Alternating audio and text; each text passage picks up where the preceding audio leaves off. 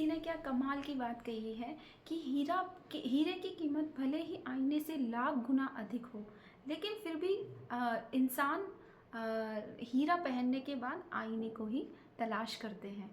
नमस्ते, स्वागत है आज आपका हिंदी एकेडमी में। मैं हूँ आपकी मीनाक्षी, आ गई हूँ फिर से एक और मोटिवेशनल कहानी लेकर। तो चलिए शुरू करते हैं आज की हम कहानी। सबसे पहले एक मोहन नाम का एक व्यक्ति था, एक मजदूर था। वो बहुत मजदूरी करता था और जगह जगह खेतों में इनमें खुदाई का काम करता था। उसे एक दिन खुदाई करते करते वहाँ पर एक हीरा मिला।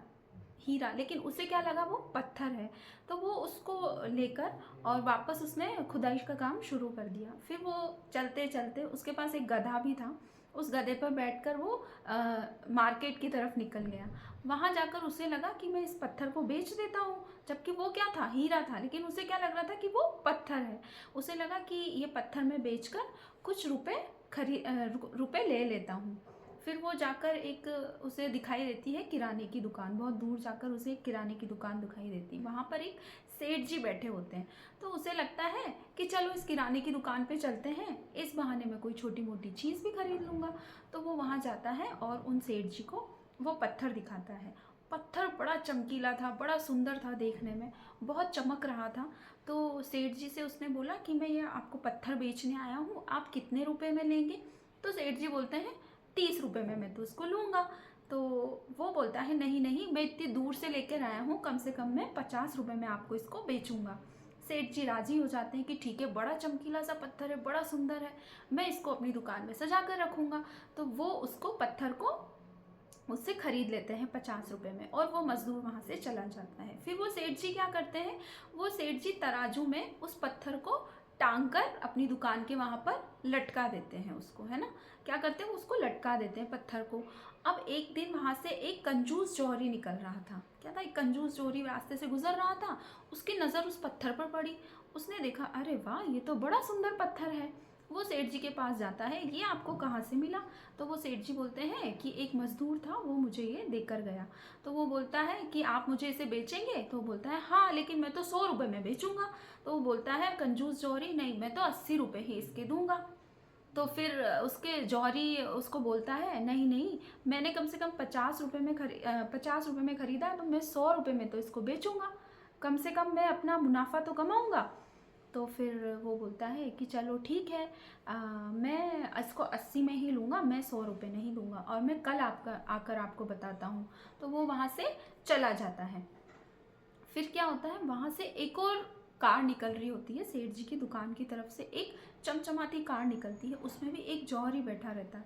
तो उसकी नज़र उस पत्थर पर पड़ती है। वो जौहरी उसके पास जाता है, सेठ के पास, और वो बोलता है ये पत्थर तो मैं खरीद लूँगा, इसे आप कितने में बेचेंगे? तो वो बोलता है मैं तो 100 रुपये में बेचूंगा, 100 रुपये से 1 रुपया भी मैं कम नहीं करूँगा। तो वो जौहरी बिना सोचे समझे फट से उसको, सेठ को 100 रुपये निकाल के देते हैं और उस पत्थर को अपने साथ ले जाते हैं। क्योंकि क्या है, उसको परख थी कि वो हीरा है ना। तो फिर वो ले जाता है। फिर नेक्स्ट डे वो कंजूस जौहरी वापस उस दुकान पर आता है। जो दूसरा वाला जो जौहरी था वो आता है, वो बोलता है अरे वो पत्थर कहाँ गया सेठ जी?